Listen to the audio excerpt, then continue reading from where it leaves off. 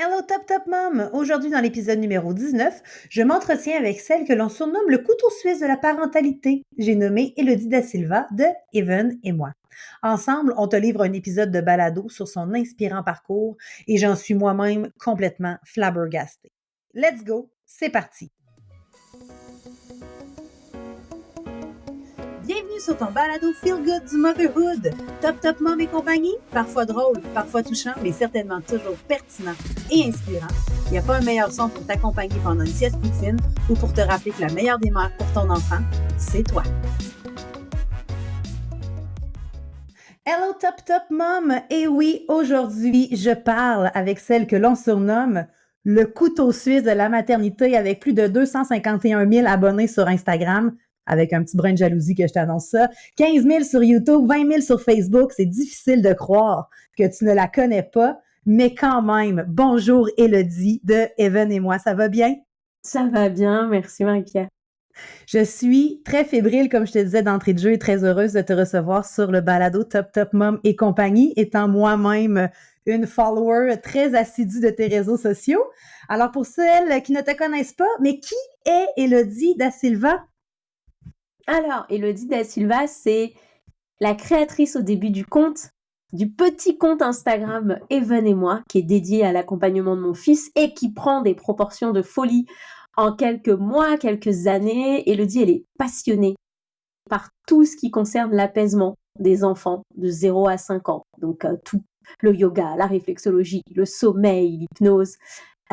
Et c'est comme ça que j'aime me définir. J'aime plutôt à dire une expertise sur l'apaisement des enfants. C'est une expertise incroyable parce que dans un quotidien, souvent la gestion des émotions, particulièrement chez le tout petit, ça peut être quand même difficile et on n'a jamais assez de trucs et d'astuces pour apaiser ces tourments-là. Exactement. Très chouette. Alors, ça a commencé quand, Even et moi? Bon, Even, c'est ton garçon. C'est ça, complètement. Il est rendu à quel âge? Là, il a 4 ans et demi. 4 ans et demi. Et puis, ton aventure avec Even et moi, ça a comme vraiment commencé à sa naissance? Non, ça commence, il a 1 an et demi. Donc, ça fait 3 ans que le compte existe. D'accord. Et quand même, hein, 251 000 abonnés en 3 ans, c'est Non, Marie-Pierre, incroyable. depuis tout à l'heure, je veux pas dire, mais 322 000. 322, écoute, ça grandit. J'ai même pas eu le temps de me mettre à jour dans mes. Et je te jure que c'est ce que j'ai vu. Alors, ça grandit vraiment à vitesse grand V. C'est la chance que vous avez en territoire européen. Il y a beaucoup plus de reach autour de vous. Mais félicitations, tu ne l'as pas volé à personne. Je te félicite, franchement. Merci. Je l'ai dit avec un brin de jalousie que je t'admire tant que ça. Et puis, le déclic qui t'a amené, en fait, à vouloir te spécialiser dans l'apaisement, c'est quoi exactement? Tu t'es levé un matin, tu t'es dit, moi, je veux des trucs, je vais en Ouais, donner. C'est quoi le... en fait, mon fils, oh là là, c'était tellement difficile au début avec lui. Il pleurait beaucoup. Les nuits, elles étaient compliquées. Et donc, je faisais appel à des professionnels, à des consultantes en sommeil, etc. Et un jour, ça m'a énervée. Je me suis dit, mais en fait, je vais pas faire appel à quelqu'un à chaque fois que j'ai besoin de quelque chose. Et moi, je suis très comme ça. Je me suis dit, en fait, je vais me former. Je vais me former à tout. À l'époque, j'étais déjà formée sur la sophrologie, l'hypnose et le yoga. Je me suis dit, on va rajouter le sommeil, on va rajouter la gestion des émotions. Parce que j'ai vite compris que le sommeil, ça allait pas être un long fleuve tranquille et qu'il allait me faire toutes les régressions du sommeil. Donc, à partir du moment où j'ai compris ça, voilà, j'ai dit on va plutôt prendre... Et c'est comme ça que j'ai commencé vraiment à me former sur tous les sujets. C'était pour lui à la base. Et après, j'ai décidé de transmettre, mais au début, ça a toujours été pour lui. Tu t'es dit avec autant d'informations pertinentes que les mamans d'aujourd'hui ne savent pas parce qu'on a vendu le fameux il s'endort toute seule, il va dormir toute la nuit, après ça, c'est réglé. Tu t'es dit, je peux pas garder ça pour moi, ce serait trop égoïste de ma part. Oui, Fait qu'en plus de complètement. communiquer de l'information pertinente, tu le fais avec un ton, ben que là, écoute, je fausse modestie, mais que je trouve qu'il me ressemble beaucoup. Il y a beaucoup d'humour, beaucoup d'autodérision, beaucoup de Mm. sarcasme. Bref, moi, j'adore te suivre. Autant même mon garçon, moi, il est rendu à 14 ans, donc on n'est plus nécessairement dans la même sphère, mais j'adore vraiment encore te suivre. Tu me fais vraiment très rire. Puis, Merci. ben, le sommeil est bien entendu ma niche à moi. Donc, la question est, tu as décidé de faire une formation sur le sommeil que tu es venu faire outre-Atlantique chez nul autre que Bedaine Urbaine. Alors, pourquoi le sommeil était si important pour toi? Puis pourquoi avoir pris une formation? Parce qu'on sait qu'il y a des consultants de sommeil qui font aussi des programmes de certification en Europe, mais pourquoi avoir choisi la philosophie Bedaine Urbaine? Alors, en fait, pour tout te dire, je pense que j'ai fait 5 formations sur le sommeil. Et Très les chouette. premières que j'ai fait, j'en ai même fait aux États-Unis. Ça me Oui. correspondait pas du tout. C'était vraiment très, on va le laisser pleurer, on va mettre le chronomètre, il y a telle technique. Donc, je me reconnaissais pas du tout là-dedans. Et en fait, j'ai commencé de mémoire à voir des vidéos de toi et où je sentais que c'était beaucoup plus doux, beaucoup plus humain, beaucoup plus bienveillant et cette absence de jugement de la maman. C'est ça que je cherchais aussi beaucoup. Et c'est comme ça que ça a été la dernière formation que j'ai faite sur le sommeil et que j'ai adoré, c'est de me tourner vers Bédaine Urbaine. Mais pour moi, c'était ça en fait. Je crois que je t'ai découvert sur Instagram. Et à l'époque, mon compte avait genre 200 followers. Et je me suis dit, ah, trop bien. Et je suis tombée fan, en fait. Je suis tombée fan de ton contenu et de la façon dont tu approchais le sommeil avec vraiment beaucoup de bienveillance. Et ça m'a vraiment beaucoup ressemblé. Et en fait, surtout le côté écoute. Il y avait beaucoup d'écoute et pas juste de voilà la technique à appliquer, voilà ce qu'il faut faire. Il y avait vraiment ce côté on va écouter, on va trouver des solutions adaptées. Et ce que j'ai adoré dans ta formation, et c'est ce que je mets maintenant en place, c'est que il y avait toujours 1 million d'options. Il y avait le plan A, il y a le plan B, il y a le plan C, il y a le plan D. On trouvera toujours un plan qui va en fait. Donc, et ça, c'était canon.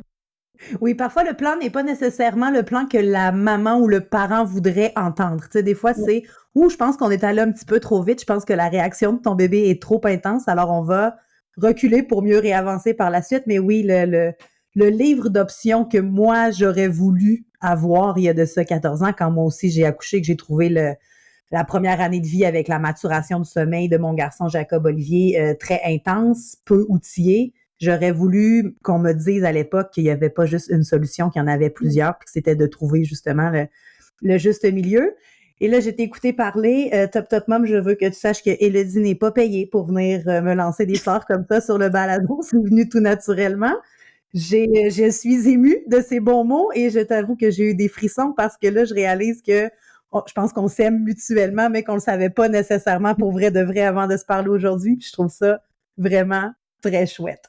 Tu m'as dit aussi d'entrée de jeu parce que honnêtement, j'avais vu que tu avais été formée outre-Atlantique et je ne savais pas que c'était chez Bédaine Urbaine. Shame on me. Maintenant, je le sais. Et tu dis que tu m'envoies beaucoup de parents avec des solutions sommeil. Donc, je comprends que tu fais du contenu sur le sommeil, mais toi, tu n'as pas de service de consultation chez toi Exactement. pour le sommeil. Donc, OK. moi, j'aide les parents à travers la Cool Baby Academy, dans laquelle on parle sommeil, dans laquelle il y a des vidéos sur le sommeil. Mais je sais que certaines mamans parfois m'écrivent et elles sont dans une situation, et c'est la réalité, et j'ai été dans ces situations de détresse où elles ont besoin d'avoir un accompagnement personnalisé. Et ça, c'est pas quelque chose que je propose, et c'est pour ça qu'à chaque fois, je les envoie vers toi. Mais on les accueille les bras grands ouverts et merci. Moi, j'aime bien ce travail d'équipe entre femmes. Tu sais, il y a un gros tournant sur les réseaux sociaux de Women Empowering Women. Des fois, je vois complètement le contraire, ce qui me Mm. décourage un peu parce que je me dis, particulièrement en tant que maman, connaissant très bien la réalité des autres mamans, qui parfois Mm. le quotidien peut être un peu compliqué, de trouver des messages un peu haineux sur les réseaux sociaux, ça me fait un peu capoter. Je constate un peu des fois la même chose dans l'entrepreneuriat, du bashing euh, sans nécessairement pointer du doigt directement une autre personne, mais sachant très bien que c'est un peu sneaky puis que c'est fait Mm. avec une petite pointe pour piquer au bon endroit. Je te remercie de ta confiance et de partager les miracles du sommeil. Et là, ça m'amène à parler, tu as parlé de formation en ligne, la Cool Baby Academy. Ça, c'est ton programme. J'ai vu passer, j'ai même des certifiés de la Team Miracle qui partagent en fait ce programme de formation-là. J'aimerais ça que tu nous en parles un peu plus. Ça existe depuis? Alors, ça existe depuis Kevin a 2 ans, donc ça existe depuis 2021. On a lancé l'application qui aujourd'hui accompagne les femmes de la grossesse, donc où on appelle ça la prépa à la Cool Baby Academy, parce que moi aussi j'aurais aimé me préparer avant, quand j'avais le temps, Oui. à, aux 5 ans de l'enfant. Et donc tous les mois, c'est un abonnement mensuel, tous les mois on a du contenu où on va parler apaisement, on va parler sommeil, on va donner des activités. Et surtout dans l'application, on peut prendre rendez-vous collectif avec des pros, des orthophonistes, psychomotriciens, psychologues, pour pouvoir parler et avoir des réponses sur ces problématiques. Donc, cette application, elle a pour vocation à répondre aux questions que je me suis posées aussi quand mon fils était tout petit, c'est dire est-ce qu'il n'y a pas un endroit où il y a tout? Est-ce que je suis obligée d'aller voir un orthophoniste, un psychologue, une psychomote à droite à gauche? Et est-ce qu'il n'y a pas un endroit où il y a tout? Surtout que moi, maintenant, je vis dans le sud de la France. Donc, parfois, pour trouver des rendez-vous, ça met plus de 6 mois, en fait. Donc, avec certains professionnels. Donc, il y avait aussi cette envie de rendre tout ça accessible et aussi de réunir une communauté parce que le moment où je pense on est le plus seul, c'est ces premières années d'un enfant où on s'isole même, on se referme sur soi-même et je voulais aussi que cette académie, et c'est marrant parce que maintenant dans l'académie, il n'y a que des mamans qui me ressemblent, c'est-à-dire que des mamans, il n'y a pas de jugement, on parle dans le chat, elles se répondent, moi aussi je galère, il se réveille encore alors qu'il a 3 ans, parce que parfois on croit que c'est que chez nous, mais en fait c'est pas que chez nous, c'est partout, c'est comme ça pour tout le monde, et j'aime apporter ça avec cette académie. C'est vraiment très chouette. Donc, moi, à l'époque, c'est drôle que tu me parles de genre un toit où on retrouve tout le monde. Parce que moi aussi, c'était au départ la mission Beden Urbaine. J'appelais ça un one-stop shop de la maternité, de dire Beden Urbaine a réponse à tout. Puis au départ, j'offrais plusieurs services. Là, j'offrais même la recherche de garderie de crèche. J'offrais l'assistance shopping pour les objets, les articles de puriculture. Pour finalement me rendre compte que moi, j'avais une expertise, puis je pense que c'était le sommeil.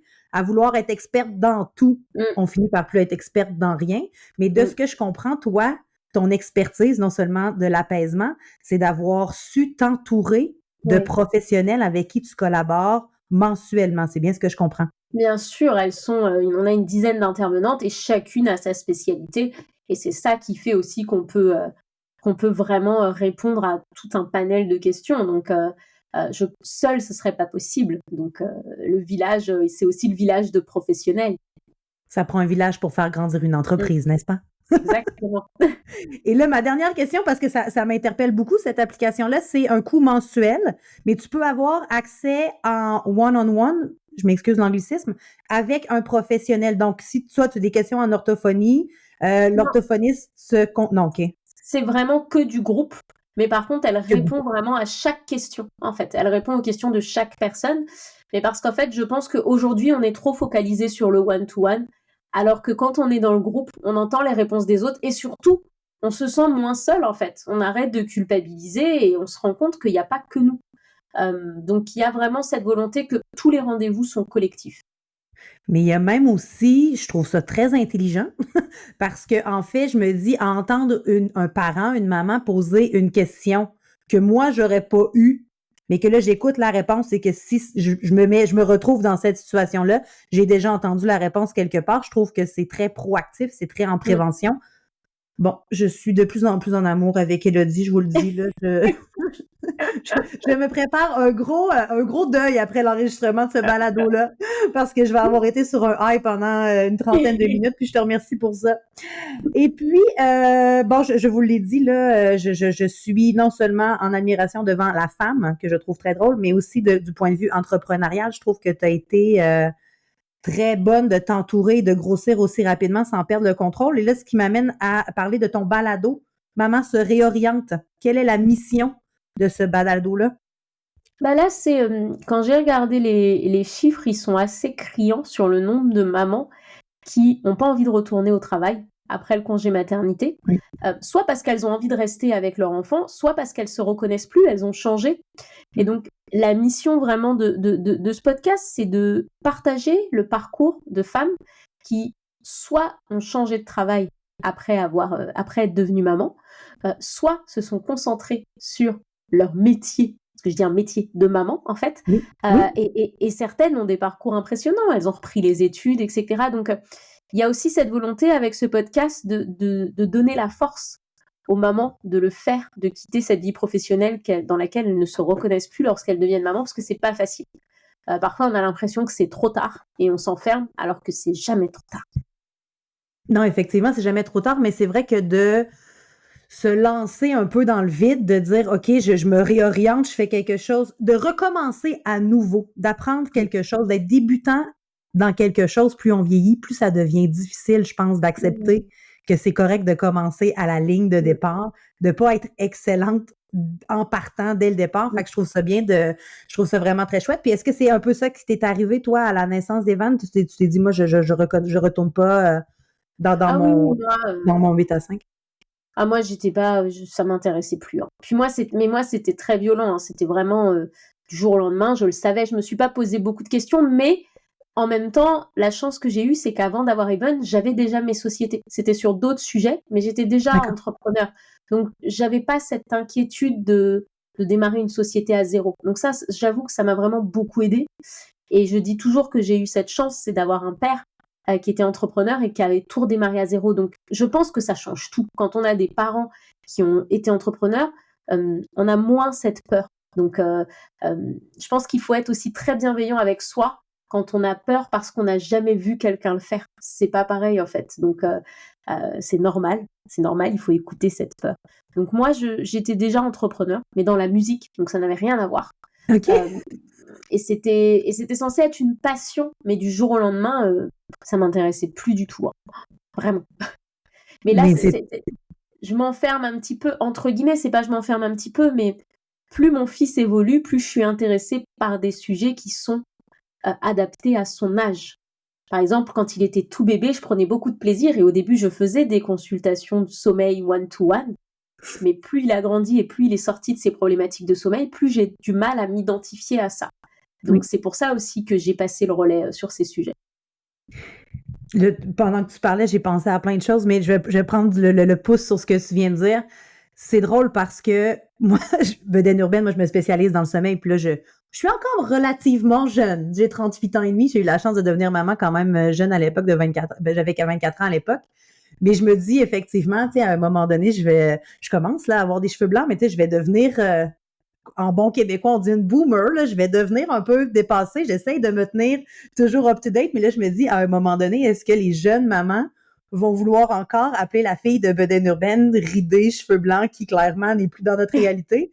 Peut-être qu'un jour, je devrais me réinventer, mais ça me ferait vraiment de la peine parce que j'adore mon métier. Puis je pense que toi aussi, là, on fait partie de celles qui ont la chance de se lever le matin puis de se dire, OK, une autre belle journée, plutôt que de dire, oh non, je m'en vais encore travailler. Est-ce que je me trompe que ton quotidien est ponctué de juste du good Ah oui, vibe? clairement. Ah, c'est vraiment chouette. Puis ça m'a aussi beaucoup interpellée quand tu as dit que ton père avait été entrepreneur puis que ça t'avait inspiré. Moi, mon père est architecte de profession, mais entrepreneur puisqu'il a toujours eu son cabinet à lui. Puis je me souviens quand j'ai droppé la bombe, que je lâchais mon emploi à temps complet chez Opération Enfant Soleil, qui est un organisme à but non lucratif pour les enfants malades du Québec. Puis mes parents, j'avais 30 ans à l'époque, la crise de la trentaine. Puis je me souviens, mon père m'amène luncher au restaurant, puis il dit, Marie, es-tu certaine de... Parce que, tu sais, à l'époque, là, tu sais, je vais aider les parents à faire dormir leurs enfants. Est-ce que tu es devenu pusher de chloroforme? Je veux dire, comment tu vas faire ça, Marie? Ça existe pas. Tu sais, c'est un nouveau créneau à l'époque, là, on en parle de plus en plus, des consultants de sommeil, mais à l'époque, il y avait Madame Brigitte Langevin, pour ne pas la nommer, puis c'est à peu près tout ce qui existait sur le marché, et le fameux 5-10-15 du docteur Richard Ferber. Puis je me souviens, la discussion se termine par, ben écoute, Marie, t'as vraiment l'air déterminée, donc on va te laisser aller, puis je te jure que ton fils manquera jamais de rien. Puis je viens toujours un peu émotive à cette phrase-là parce que c'est vraiment ça qui m'a donné le coup de pied au derrière, de dire, là, j'ai plus aucune raison de ne pas me lancer dans le vide. Si mon fils, financièrement, va continuer à manger 3 fois par jour, moi, je vais manger du beurre d'arachide, ça me dérange pas, mais de savoir que quelqu'un serait là pour prendre soin de mon fils, c'était vraiment le petit push que ça me prenait. Fait que je trouve qu'on a un peu le parcours le même similaire de dire nos parents sont là, puis je trouve ça chouette de toi et moi de travailler à créer un peu cette lien d'attachement-là, de bienveillance, de dire je vais toujours être là pour te supporter. Ça veut pas dire que tu peux pas tomber, mais je vais toujours t'aider à te relever. Fait que je trouve ça m'a interpellé ton histoire aussi. C'est vraiment très chouette. Autre chose qui m'interpelle beaucoup aussi, tu fais de l'humour. Oui. On a vu ça, des salles combles et tout. Raconte-moi comment est née l'idée de ce One Woman Show. Ben, il est né d'Instagram, du fait que à chaque fois que je fais un réel, le message, il passe toujours 10 fois mieux quand c'est dit avec humour, Oui. Quand c'est ramené aussi à beaucoup de réalité et pas juste de donner une leçon. Je déteste les contenus qui sont là juste pour dire c'est comme ça et puis voilà. Je trouve que ça peut être très culpabilisant. Donc l'humour, je me suis rendu compte que dès que j'amenais de l'humour, non seulement ça parlait à tout le monde, et puis ça comment on dit, ça réunit, ça rassemble, voilà. C'est-à-dire que quand je ramène de l'humour, les papas, ils adorent, j'arrive à les rassembler facilement sous mon contenu, les professionnels de la petite enfance aussi, et moi c'est ça que j'adore dans ma communauté, c'est qu'il y a des mamans, mais il y a des papas, il y a des belles-mères, il y a des grand-mères, et il y a des professionnels de crèche, de garderie, Et du coup, je me suis dit, bah, en fait, c'est dommage que ça soit limité à un petit format sur les réseaux. Et c'est dommage qu'on soit que sur les réseaux. Je trouve qu'on est trop sur les réseaux et que les réseaux prennent une trop grande place. Et je me suis dit, il faut que tu mettes tous ces gens dans la même pièce, qui se regardent en rigolant des mêmes choses et qui se regardent dans les yeux pour se rendre compte que toi aussi, tu es en train de vivre ça. Pendant le spectacle, le moment où je fais le sketch sur les régressions du sommeil, mais je vois tout le monde se regarder en mode oh, « Toi aussi !» Toi aussi, tu galères. Et ça, c'est génial parce que vraiment, parfois, on a l'impression d'être la seule qui vit ces choses-là. Donc, ça a vraiment été une révélation de mettre ça sur scène avec beaucoup d'humour et de créer ce nouveau format où, moi, je dis, il y a 2 choses qu'il faut faire pour apprendre, pour prendre du plaisir à apprendre. C'est soit apprendre en rigolant, soit apprendre en jouant. C'est valable pour les enfants. Donc, j'ai pas trouvé comment jouer sur scène. Donc, je me suis dit, on va le faire plutôt en rigolant. Et ça a super bien marché et ça a été vraiment une aventure géniale. T'es un peu la Maria Montessori de l'humour des parents, quoi. Toi, tu t'es dit, plutôt que de leur bourrer le crâne avec l'information culpabilisante, je vais essayer d'en faire des blagues. Mais là, écoute, les régressions du sommeil, il y a de quoi faire un spectacle d'humour entier seulement sur les régressions du sommeil. Ouais.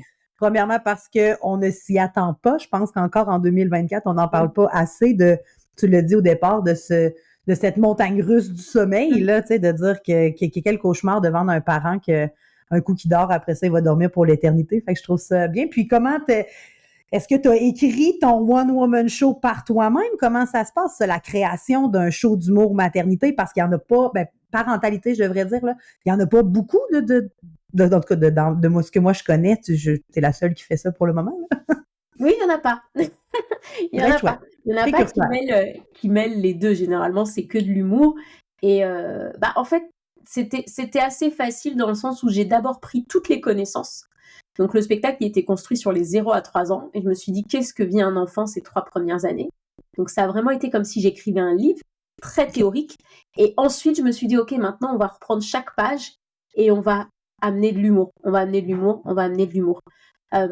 Et c'est comme ça que je l'ai écrit. Je l'ai écrit seule. J'ai après été accompagnée sur la mise en scène, sur les lumières, comment bouger sur scène. Mais l'écriture, c'est quelque chose que j'ai fait seule et j'ai pris beaucoup de plaisir à le faire.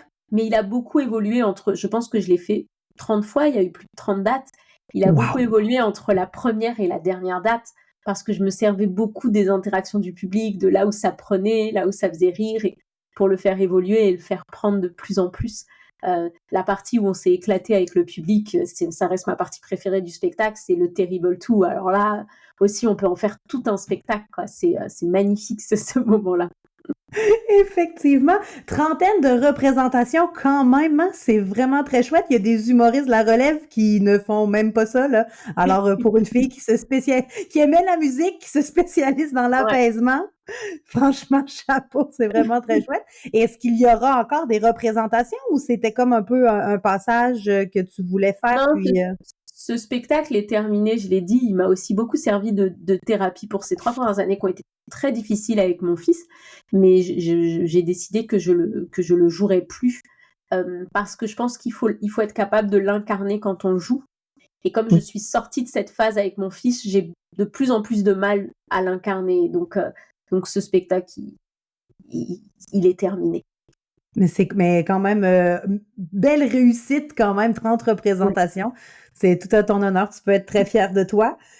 Puis là, écoute, je passe du coq à l'âne, mais tu me sembles être une femme très occupée et puis mère de famille de surcroît. Donc, comment arrives-tu à trouver cet équilibre-là entre le travail, la famille?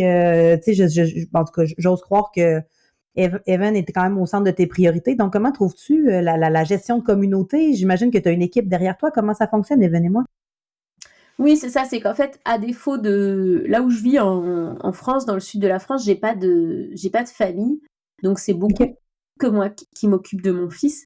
Mais justement, à défaut d'avoir de l'aide au quotidien avec lui, je suis par contre très, très, très bien entourée dans tous mes projets, toutes mes équipes, que ce soit pour le spectacle, pour la Cool Baby Academy. J'ai eu la chance de trouver des personnes incroyables avec qui je travaille depuis des années. Et c'est comme ça que ça fonctionne parce que aussi on est toutes mamans et Et en fait, elles savent que, par exemple, moi, je suis seule avec mon fils au quotidien, donc elles prennent plus le relais. On sait que pendant les vacances, il faut plus m'aider. Donc, c'est vraiment aussi grâce à elles que j'arrive à construire tout ce que je suis en train de construire parce qu'elles me déchargent beaucoup. Donc, certes, on ne voit que moi sur Instagram, mais derrière, il y a vraiment une sacrée équipe. Et est-ce que c'est indiscret de te demander combien de gens travaillent avec toi au quotidien comme ça? Parce que c'est une grosse machine quand même, là. Là, je suis en train de compter. Oui, OK, Je d'accord. pense On va te qu'on est laisser quelques secondes. ouais, allez, non. Oui, je pense qu'on est 8 ou 9, oui.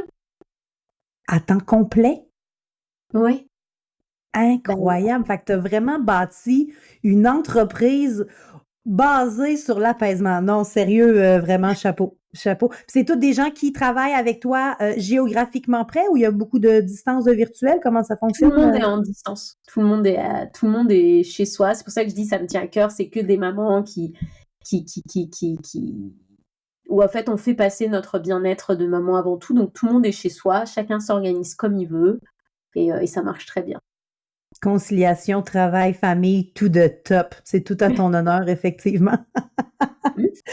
Et puis, comme je te trouve très drôle, je dois te dire que m'est venue l'idée de t'inviter au balado suite à un réel que tu as fait. En fait, c'est t'as l'air fatiguée, maman. Ouais, ça fait 4 ans que je suis fatiguée. Ah, moi aussi, j'ai 4 ans. Coïncidence? Je ne sais pas. Et puis, écoute, je suis moi-même devenue virale en copiant ton audio. Alors, merci beaucoup. Oui, soyez rassurés, Top Top Mom. J'ai donné tous les crédits de l'audio à Oui. Élodie, bien entendu, parce que je ne copie pas, mais je m'inspire fortement des gens. Puis, je pense que les réels, c'est fait pour ça. Je pense que c'est le fun de faire voyager le contenu. Et puis, écoute, la dernière fois que j'ai vérifié, je pense qu'on était rendu à plus de 2 millions de vues. Là. J'ai jamais fait ça. Et j'ai été confrontée quand même à un retour de pendule. Tu l'as dit en début de jeu, tu as attiré à toi une communauté qui te ressemble. Une communauté qui partage les mêmes valeurs puis ont un peu la même vision de la maternité. J'ai la chance, moi aussi, des Top Top Mom. La communauté, honnêtement, elle est très bienveillante. Puis j'ai vraiment l'impression d'avoir une communauté d'amis mamans. Mais là, en devenant viral, on attire particulièrement sur TikTok, là, que je trouve qui est une jungle complètement différente d'Instagram. Je me suis attirée les foudres de, moi je les appelle communément les Suzanne, là, de gens mal intentionnés, méchants, malveillants, là, de pas de personnalité, t'es une copieuse. Il y a même des gens qui n'ont pas compris l'ironie de c'est de l'humour. Alors, j'ai reçu des commentaires de mais comment osez-vous dire ça à vos enfants? Vous allez les traumatiser. Et là, moi, j'ai 18 000 abonnés sur mon compte Instagram. Donc, j'ai une communauté qui est la pointe de l'iceberg comparée à la tienne. J'imagine que tu reçois quand même des Suzanne dans tes messages privés, non? Non. Zéro commentaire négatif, jamais. Alors, en message privé, non. Et en Ah ouais, commentaire... ben peut-être en commentaire, excuse-moi. Ouais, mais en commentaire, en fait, je vais pas voir les commentaires. Ah, Le OK. réel dont tu parles, de mon côté, il a fait 20 millions de vues. C'est Ce serait incroyable. utopique que de croire que 20 millions de personnes sont venues et sont bienveillantes. Bien sûr qu'il y a des quotidiennes. Mais non, mais enfin, c'est le ratio, en fait. C'est normal. Et donc, à partir de là, par contre, moi, ce que je décide de faire pour me protéger, parce que je ne suis pas du tout intéressée par ces débats, c'est que moi, je vais pas voir les commentaires. OK. Je ne vais pas voir les commentaires. C'est une sage chose à faire, effectivement, parce que on peut pas plaire à tout le monde, mais c'est juste que moi, je me disais, écoute, 2 millions de vues, je reçois autant de commentaires, je me dis comment elle gère ça au quotidien, mais effectivement, d'ignorer ces gens ignorants, c'est encore... Je regarde pas du tout, et c'est vrai que pour ce réel, j'ai été taguée beaucoup de fois sous des réels comme le tien, de gens qui me disaient « Regarde, on te copie ». Je dis « Mais on me copie pas, on me crédite, et puis c'est génial, ça fait voyager le contenu. » Enfin, et donc, il y a aussi des gens comme ça qui prennent une mission à se dire « Je vais défendre Élodie », alors que la personne ne dit pas que c'est son contenu. Je suis identifiée, enfin, tout va bien, c'est génial, c'est que ça marche, ça voyage. Enfin, donc, il faut prendre beaucoup de distance avec ça. Et je pense que les réseaux ont amené quelque chose qui n'existe pas, qui n'est pas la vraie vie. C'est que on doit tous avoir le même avis. C'est pas la vraie vie, en fait. C'est pas possible.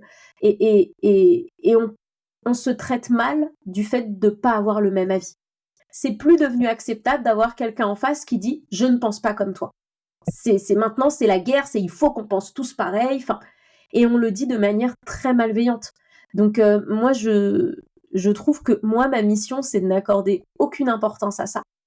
Et d'accorder par contre énormément d'importance à toutes ces personnes bienveillantes, toutes ces personnes qui sont là, c'est vraiment ça. Aujourd'hui, je suis très fière, ça fait plus de 3 ans que je suis sur les réseaux, je n'ai jamais fait une seule story pour parler de commentaires négatifs, pour me plaindre de ce qu'on pouvait dire de moi ou quoi que ce soit, parce que moi, ce compte-là, il est là pour véhiculer que de la bienveillance, que de l'humour, que de la joie. Ça veut pas dire que ça n'existe pas, le négatif, mais ça veut dire que moi, je lui donne pas la place et que c'est pas ça que j'ai envie de vivre en fait. Moi, les problématiques que je gère, c'est celles avec mon fils, et puis c'est tout. Oui. Et c'est suffisant au quotidien. Mais oui, c'est vrai ce que tu amènes, cette polarité-là de la zone noire ou la zone blanche. Tu sais, je prends un exemple avec le cododo puisque c'est ma sphère à moi, là, mais le cododo. Pour ou contre. Non, mais il n'y a pas de pour ou de contre. Tu peux en faire, tu peux décider de ne pas en faire. Tu peux en faire parce que les nuits sont plus compliquées à cause d'une poussée dentaire. Tu peux aussi ne rien vouloir savoir de faire du cododo parce que c'est ton intimité, ton espace. Laquelle de ces mamans est la meilleure? Celle qui se tait et qui vit sa vie. Je trouve que là, maintenant, non seulement on a une polarité, mais on a un micro trop important, des gens qui se cachent derrière des avatars de Pouliche 34, là, puis là, qui se permettent de vomir leurs émotions. Puis effectivement, moi, ça me fait de la peine parce que tu le sais que un des effets collatéraux quand même du manque de sommeil, c'est cette difficulté après ça à processer ces commentaires négatifs-là qui viennent t'interpeller directement dans ton cœur de maman, qui te finissent par te faire croire que tu fais pas la bonne chose, alors que tu demanderais pas un avis dans la rue à cette personne-là. Pourquoi ce commentaire négatif-là sur les réseaux sociaux t'affecte tant que ça? Puis, je suis un peu comme toi, moi, je les lis, mais après ça, je pars à rire, puis je me dis, écoute, pour toutes celles qui aiment mon contenu, je vais laisser faire les Suzanne de ce monde. Mais je me permets de prendre position quand ça interpelle la sphère du sommeil. Des genres de publications qui vont arriver plusieurs fois dans mes messages privés qui traumatisent, entre guillemets, là, les mamans de dire « je peux pas croire que j'ai lu ça ». Ça, des fois, je vais me permettre une aparté pour remettre les pendules à l'heure selon la philosophie bedaine-urbaine, en toute humilité et nuance, bien entendu. Mais sinon, effectivement, moi, j'ai toujours trouvé ça drôle. Et si le contenu te plaît pas, désabonne-toi. Ben non, ben j'espère que tu es déjà désabonné. Si le contenu te plaît pas, je peux aller te chercher dans ta salle de séjour pour que tu viennes suivre mon contenu. Fait que je trouve ça très, très chouette de la façon que tu gères tout ça parce que effectivement, ça peut devenir aliénant, puis ça peut devenir difficile à vivre au quotidien, tu sais, ces commentaires négatifs-là, si tu les laisses trop rentrer dans ta bulle. Et puis, ça m'amène à un autre sujet, là. Je t'étais très, très occupée. Et puis, est-ce que j'ai cru voir que tu avais écrit un livre, que tu es en l'écriture d'un livre? Est-ce que je capote sur toi, Élodie. Je vais avoir besoin de 24 heures pour me remettre de tout ça. Tu es vraiment le couteau suisse de la maternité. Parce que là, j'ai pas laissé le temps de parler, mais elle a fait signe de la tête que oui, il y a un livre. Ouais, il y a un livre, mais c'est marrant parce que c'est que quand je parle avec des personnes comme toi que je réalise tout ce que je fais. Sinon, moi, des fois, tu sais, je me parle à moi-même et je me dis, mais tu fous rien de tes journées, t'es feignante. Enfin, vraiment, j'ai pas du tout cette vision des choses, donc c'est très marrant. Mais oui, en août dernier, j'ai sorti la Cool Baby Academy en livre, avec plein de séances d'apaisement dedans, de la réflexologie, du yoga, de l'hypnose. Enfin, c'est hyper cool comme livre, et puis c'est un livre drôle aussi.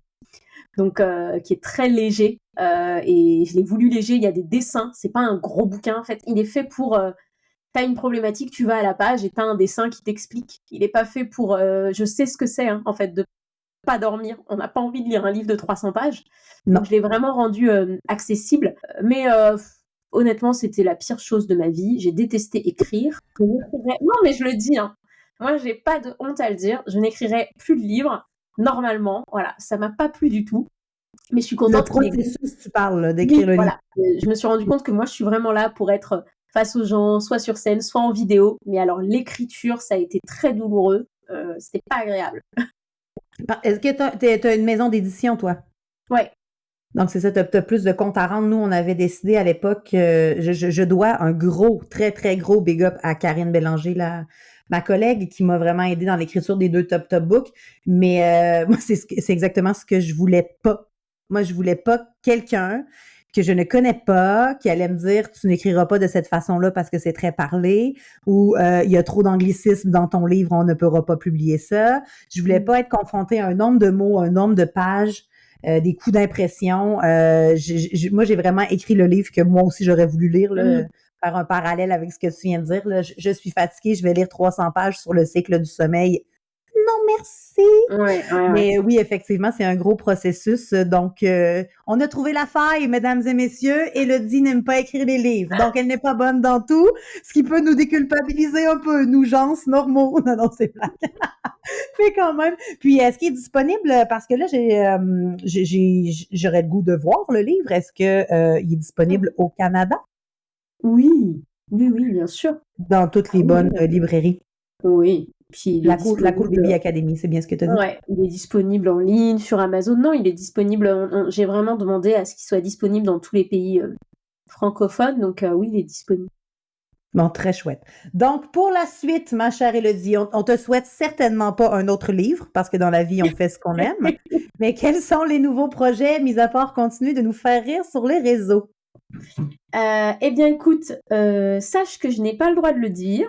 Néanmoins, voilà, je vais annoncer de très, très, très gros projets parce qu'il va y avoir du changement et il y a des choses. Cette année, l'année dernière, à faire l'académie, à faire de la scène, à faire du livre.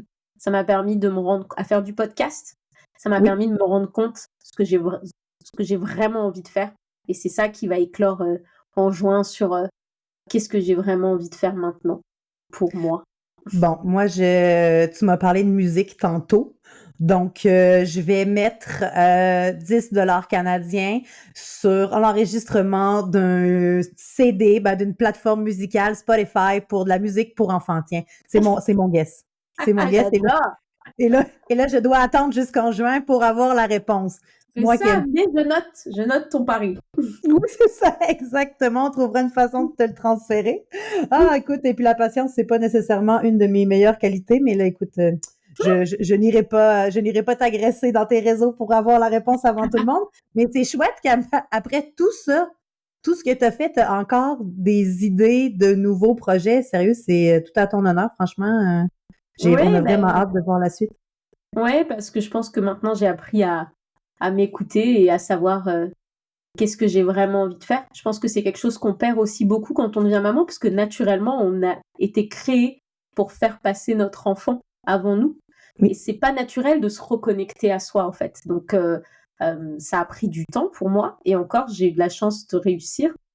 Et maintenant, en fait, je me pose les bonnes questions. Oui. Puis t'es bien entourée aussi. Je pense que honnêtement, ça fait toute la différence du monde d'avoir des gens qui te supportent puis qui te propulsent plutôt que d'avoir une tribu qui te tire vers le bas, qui juge, etc. Fait que c'est important effectivement de bien s'entourer. Je pense qu'on dit on est le résultat des 5 personnes les plus proches qui nous entourent. Clairement, tu es entourée des bonnes personnes, ma chère Élodie. C'est vraiment chouette. Et puis, comment on fait pour te retrouver, toi, belle humaine? Quels sont les comptes où on peut s'abonner pour suivre ton contenu? Alors, pour tout ce qui est l'apaisement vraiment pur et dur, ce sera sur le compte Instagram, la Cool Baby Academy, qui a maintenant son compte. Et sur mon compte à moi, Even et moi, c'est beaucoup plus léger, drôle et généraliste, avec toujours des conseils en humour. Très, très chouette. Alors, on te souhaite que le succès que tu mérites, ma chère Élodie, pour la suite des choses, en espérant qu'avec ton balado Maman se réoriente, tu puisses aussi nous trimballer des mamans qui voudraient aider avec le sommeil de leurs enfants via le programme que tu as toi-même suivi. Écoute, Élodie, merci de ton temps. Je sais que c'est très précieux, que tu es très occupée avec le décalage horaire européen. Et là, tu t'en vas chercher Even à la crèche ou à l'école. C'est ce que ta collègue Julie m'avait raconté. C'est pour ça qu'on le fait plutôt dans mon horaire à moi. Mais je te remercierai jamais assez de cette chance-là. J'espère qu'on continuera à s'inspirer l'une l'autre. En tout cas, du moins, moi, je continuerai à m'inspirer de ton contenu. Et là, Suzanne Dugram, arrête de capoter. Élodie, elle aime ça. Quand on prend son contenu, qu'on lui donne les crédits, ça fait voyager ses blagues. Chose dans lesquelles elle excelle vraiment beaucoup. Alors, Élodie, je te dis merci beaucoup de ton précieux temps et je te dis à une prochaine fois. Merci à toi, à bientôt. Hey Top Top Mom, tu viens tout juste d'écouter un épisode du balado Top Top Mom et compagnie. Si tu as aimé cet épisode, donne-nous une dose de love en nous accordant la note parfaite de 5 étoiles ou encore mieux, écris-nous un petit mot en commentaire. Merci infiniment d'être aussi top et je te dis à très bientôt pour un prochain épisode de Top Top Mom et compagnie.